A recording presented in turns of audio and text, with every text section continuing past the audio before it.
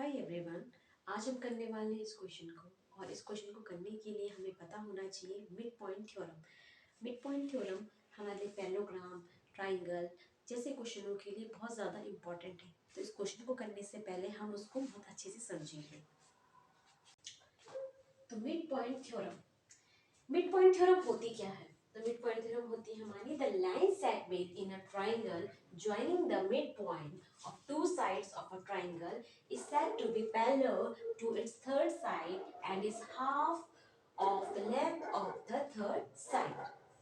पहले तो आपको पता होना चाहिए कि मिड पॉइंट क्या होता है। एक्चुअली में हमें बहुत टाइम में कंफ्यूजन होती है कि क्या होगा मिड पॉइंट, क्या ये मिड पॉइंट है, क्या ये मिड पॉइंट है, क्या ये कौन सा है मिड पॉइंट। तो उसको जानने के लिए हम देखेंगे।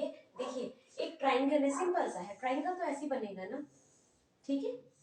लेकिन देखिए इससे हमारा क्या बन रहा है, एक और ट्राइंगल बन रहा है, राइट। ये देखिए एक ट्राइंगल ये बन रहा है, देखो ADE, ठीक है। और नीचे वाला तो कुछ ही नहीं बन रहा है, ये देखो कुछ बन रहा है इसमें, ऐसा टाइप में कुछ भी नहीं बन रहा है।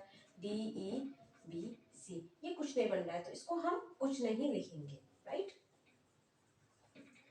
अब देखिए मिडल में कौन सा आता है। मिड पॉइंट मतलब होता है कोई आपकी लाइन सेगमेंट है। अब आपको लाइन सेगमेंट पता होनी चाहिए। लाइन सेगमेंट क्या होता है, ठीक है। लाइन सेगमेंट, ठीक है। लाइन सेगमेंट सिंपल सी बात है, जब हमारे जो डॉट्स होते हैं, ठीक है, मान के चलो ABCDE सो ऑन, ओके। इस तरह से हमारे पॉइंट होते हैं, उन उसको एक लाइन जोड़ती है, उसको हम लाइन सेगमेंट बोलते हैं, ठीक है। लाइन सेगमेंट क्लियर हो गया। कंफ्यूज मत होना यहाँ पे कि लाइन सेगमेंट का मतलब क्या होता है। The line segment in a triangle, the line segment in a triangle, ठीक है। तो line segment in a triangle joining the mid point of two sides. देखो दो साइड्स कैसे, ये हमने ट्राइंगल बनाया, ठीक है। इसमें क्या करा, यहाँ पर एक पॉइंट ये है D और एक पॉइंट E, राइट। एक पॉइंट D और एक पॉइंट E, ये क्या हो गए, इसके मिड पॉइंट हो गए। अब किसका कौन सा मिड पॉइंट है, देखिए AC का मिड पॉइंट है E। AC का मिड पॉइंट कहाँ पे आ रहा है, देखिए ये AC बन रखा था, इसका मिड पॉइंट है E। और जो ये आपका AB है, जो आपका AB है, इसका मिड पॉइंट है D, ठीक है। तो आप क्या बताओगे कि AC का मिड पॉइंट है E, AB का मिड पॉइंट है D। Clear, okay. तो ये वाला भी हमारा पॉइंट क्लियर हो गया। यहाँ तक हमें मतलब समझ में आ गया कि ये मिड पॉइंट थ्योरम क्या कहना चाह रही है कि the line segment in a triangle joining the midpoint of two sides of a triangle, ठीक है, two sides of a triangle is said to be parallel to its third side। ये क्या हो जाएगी, पैरेलल हो जाएगी इसकी थर्ड साइड की। अभी तक हमने जो है दो साइड्स के बारे में बात की थी। एक हमने बात की थी AB की और एक बात की थी हमने AC की, राइट। लेकिन अब तीसरी हमारी कौन सी लाइन है, तीसरी हमारी ये है BC। BC लाइन क्या होगी हमारी, पैरेलल हो जाएगी। किसकी पैरेलल हो जाएगी हमारी, जो ये हमने मिड पॉइंट किया है। मतलब DE पैरेलल हो जाएगा किसके, BC के पैरेलल हो जाएगा। बात समझ में आ गई। मिड पॉइंट क्या कहना चाह रही है, मिड पॉइंट कहना चाह रही है कि DE पैरेलल हो जाएगी BC के, किसके थ्रू, मिड पॉइंट थ्योरम के थ्रू। मिड पॉइंट थ्योरम क्या कहना चाह रही है, अपने दिमाग में इसको रख लीजिए, क्योंकि ये 10th क्लास में भी आपके काम आएगा।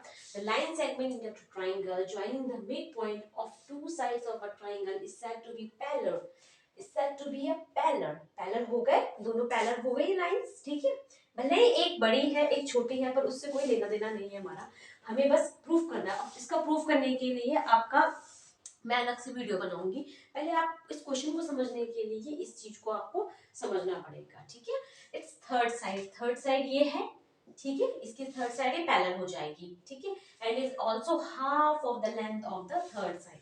और जो ये मिड पॉइंट है ना, इसकी जो थर्ड साइड है, इससे ये क्या हो जाएगी, ये हो जाएगी इससे हाफ। जो मैं भी आपको बता रही थी कि ये तो BC तो बड़ा है DE से, ठीक है। तो ये क्या हो जाएगी, जो इसकी थर्ड लाइन है ना BC, ये DE आपकी क्या हो जाएगी, हाफ हो जाएगी, ठीक है। DE क्या हो जाएगी आपकी हाफ। इसको स्टार करके लिख लीजिएगा।